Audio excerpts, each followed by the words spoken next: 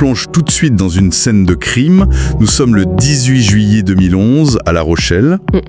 Une jeune femme de 24 ans, Charlène, a été étranglée. Son ex-compagnon, Yann Bello, est très vite arrêté et il avoue.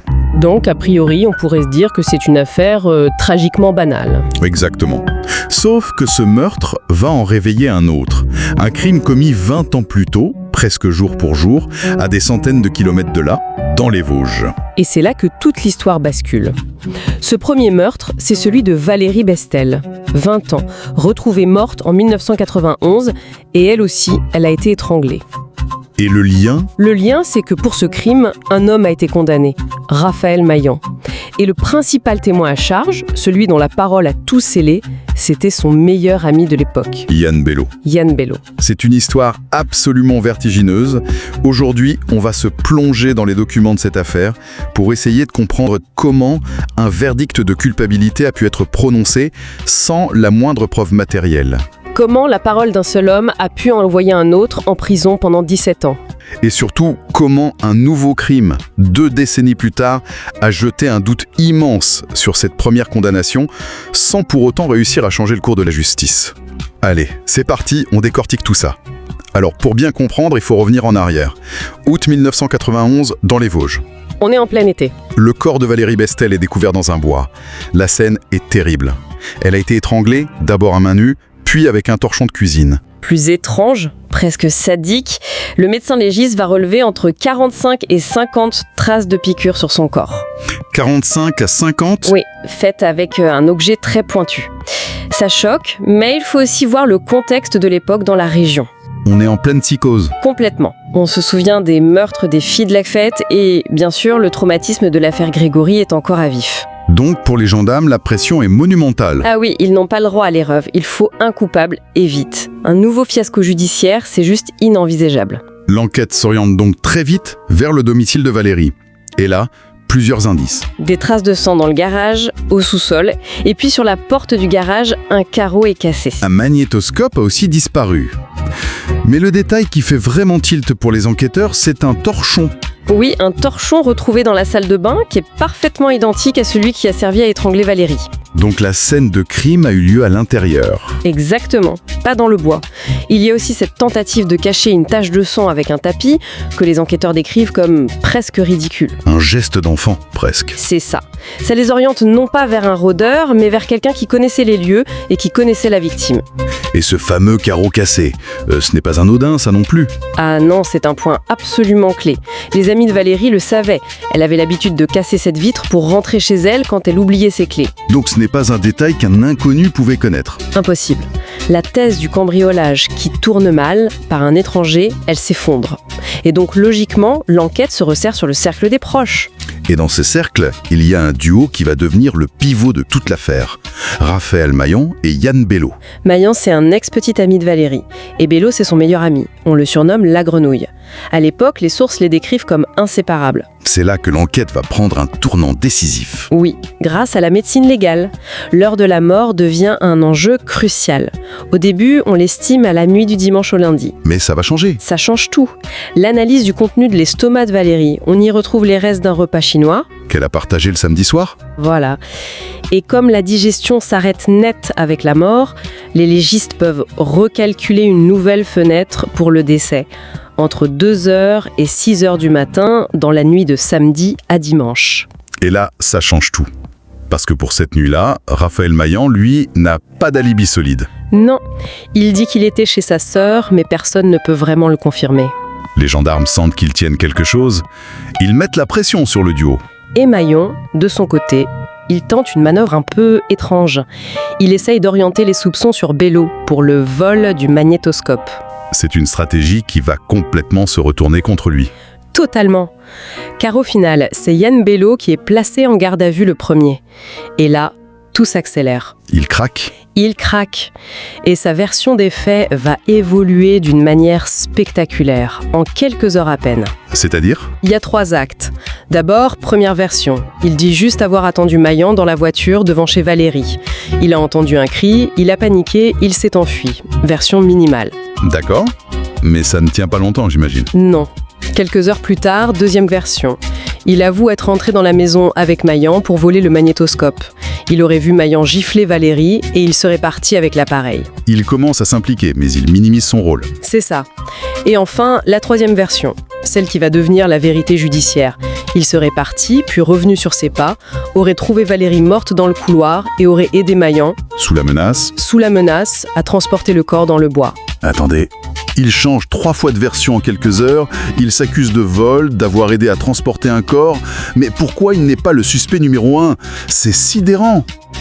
C'est toute l'ambiguïté de sa position. En fait, en s'accusant de délits connexes, le vol, le recel de cadavres, tout en chargeant Maillan du crime principal, le meurtre, il se rend crédible. Il leur donne ce qu'ils attendent. Un coupable. Exactement. Et pour prouver sa bonne foi, il fait un geste décisif. Il mène les gendarmes à la décharge où il a jeté le magnétoscope. Et on le retrouve. On le retrouve. Et ce magnétoscope devient le seul et unique élément matériel de toute l'affaire. Et pendant ce temps, Raphaël Maillan, lui, il nie tout. En bloc. Il maintient sa version. Il était chez sa sœur, Bello l'accuse par vengeance. On se retrouve donc avec cette situation folle, la parole d'un homme qui a varié 3 fois, contre celle d'un autre qui n'a jamais changé de version. Sans aucune preuve pour les départager. Pas d'empreinte, pas d'ADN. Rien. L'enquête se fige sur ce duel. Mais un autre élément va venir, comme on dit, enfoncer le clou pour Maillan. Le fameux témoignage d'un codétenu. Ça sonne un peu cliché de film. Ça l'est, et en théorie, la justice s'en méfie énormément. Les motivations sont souvent suspectes. Mais là, dans le feu de l'instruction, ça a un poids énorme. Et qu'est-ce qu'il dit, ce témoin? Il s'appelle Claude Lopez. Et il affirme que Maillan lui a tout avoué en prison. Même si plus tard, les documents de l'affaire le décriront comme un mythomane complet. À ce moment-là, ça suffit. À ce moment-là, son témoignage vient parfaitement corroborer la version de Bello. Pour le juge d'instruction, la boucle est bouclée. On arrive donc au procès en 1997, 6 ans après les faits, et dès le début, il y a un déséquilibre, presque visuel. Oui, et c'est fondamental pour comprendre la psychologie d'un procès d'assises. D'un côté, il y a Raphaël Maillan, dans le box des accusés, menotté. Il incarne physiquement le coupable. Et de l'autre, Yann Bello. Lui, il a été libéré, il comparaît libre. Les chroniques de l'époque racontent qu'il se promène dans le prétoire, pendant les suspensions, les mains dans les poches. L'image est radicalement différente. Et c'est là qu'entre en jeu ce concept si particulier, l'intime conviction. On en entend souvent parler, mais qu'est-ce que ça veut dire concrètement? En fait, c'est le principe selon lequel les jurés, des citoyens, doivent se forger une opinion sur l'ensemble de ce qu'ils ont vu et entendu, sans être liés par des règles de preuve rigides. Ils doivent sentir la vérité. C'est ça, c'est une force, car ça met l'humain au centre. Mais c'est aussi un danger immense, car l'humain est perméable aux préjugés, à l'apparence, à la sympathie et à la manipulation. Et dans ce cas, ils ont senti que Bello disait vrai. Le verdict tombe. Bello est condamné à 2 ans de prison. Une peine qu'il a déjà faite en préventive, donc il ressort libre. Et Maillan? Maillan est reconnu coupable de meurtre et condamné à 17 ans de réclusion. 17 ans. C'est même 2 ans de plus que ce que l'avocat général avait demandé. Les images le montrent KO, complètement abasourdi. Après sa condamnation, Maillan ne va jamais cesser de clamer son innocence. Il est libéré en conditionnel en 2004 et il se bat. Il veut la révision de son procès. Son avocate s'acharne. Elle pointe des contradictions, notamment sur l'heure de la mort. Mais rien à faire. Toutes les requêtes sont rejetées. Et puis, le temps passe. Jusqu'à ce coup de tonnerre. Le meurtre de La Rochelle en 2011. C'est le rebondissement que personne, absolument personne n'attendait. Yann Bello, le témoin parfait de 1991, tue sa compagne, Charlène. Et le mode opératoire? Le mode opératoire interpelle immédiatement ceux qui connaissent la première affaire. Strangulation, achevée avec une serviette. C'est un écho terrible au meurtre de Valérie Bestel, étranglée avec un torchon. Exactement. Et la nouvelle enquête de personnalité menée sur Bello pour ce second crime dresse un portrait qui n'a plus rien à voir avec celui de 1991. Ah oui! C'est le jour et la nuit. En 91, on le décrivait comme un suiveur immature malléable.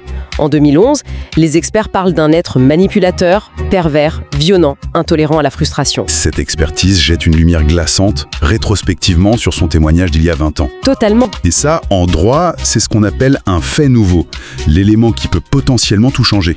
Oui, et il faut bien comprendre que ce fait nouveau doit être incroyablement puissant. La justice, elle n'aime pas se déjuger. Il ne suffit pas d'un doute. Il faut quelque chose qui aurait changé le verdict à l'époque. C'est ça, une quasi-certitude. C'est une montagne à gravir. Mais là, le fait est si énorme que la commission de révision est convaincue. Elle renvoie le dossier devant la cour de révision. Pour Maillan, l'espoir renaît. C'est incroyable, l'histoire se répète. Mais en miroir, un nouveau témoignage de codétenu fait surface. Oui, mais cette fois, elle concerne Bello. C'est presque ironique. Un prisonnier qui a partagé sa cellule affirme que Bello lui a confié avoir fait payer un ami dans une affaire précédente. Une bombe potentielle. Oui, mais la cour jugera finalement ce témoignage trop tardif et pas assez précis. Il ne sera pas retenu. Pendant ce temps, en 2014, il y a le procès de Yann Bello pour le meurtre de Charlène. Et l'ombre de l'affaire Maillan plane sur l'audience. Elle est omniprésente. La défense de Bello essaye même de s'en servir en disant que le traumatisme de la première affaire l'aurait fait basculer. Et l'accusation ? Au contraire, elle dresse le portrait d'un manipulateur qui a toujours été ce qu'il est. Au final, il est condamné à 25 ans de prison pour meurtre et viol. Et puis arrive enfin le jour de la décision pour Raphaël Maillan, le 24 septembre 2015. La cour de révision rend son verdict. L'espoir doit être immense. C'est l'attente de toute une vie qui doit prendre fin. Et la décision tombe. C'est la douche froide. C'est rejeté. La demande est rejetée. La condamnation de Raphaël Maillan est jugée définitive. Mais comment c'est possible ? Je ne comprends pas. Avec un doute aussi gigantesque, comment la justice peut-elle dire non, on ne rouvre pas ? C'est terrible, mais c'est la logique du système. La cour de révision explique en gros que pour annuler une décision de cour d'assises, un doute, même immense, ne suffit pas. Il lui faudrait une certitude. Une preuve matérielle. Une preuve matérielle irréfutable. Par exemple, une trace ADN sur le torchon qui disculperait Maillan et accuserait Bello. Mais le drame, c'est que tous les scellés de l'affaire Bestel ont été détruits. Ah. Oui, des années auparavant, comme la loi le permet. Il n'y a plus rien à analyser. C'est une impasse. Une impasse totale. Le combat de Raphaël Maillan s'arrête là, sans la réhabilitation qu'il a espérée toute sa vie. On a donc une histoire avec 2 meurtres, 2 condamnations, mais où le doute persiste de manière assourdissante sur la première. Et ça pose une question fondamentale, vertigineuse même, sur ce concept d'intime conviction. C'est le cœur du réacteur de nos cours d'assises. Quand il n'y a pas de preuves, la justice repose sur l'humain. Des témoignages, des personnalités, des impressions. Oui. Mais que se passe-t-il lorsque le témoin clé, celui dont la parole est crue, s'avère être, des années plus tard, le miroir sombre de l'accusé qui l'a fait condamner ? La vérité d'un jour peut-elle être effacée par la révélation du lendemain ? C'est la question. La justice, c'est que le doute doit profiter à l'accusé. Mais à quel moment un doute, même colossal, qui apparaît 20 ans après les faits, devient-il assez puissant pour défaire une vérité judiciaire gravée dans le marbre ? L'affaire Raphaël Maillan montre que parfois, même le doute le plus raisonnable ne suffit pas. C'est une question qui, pour lui, reste tragiquement sans réponse.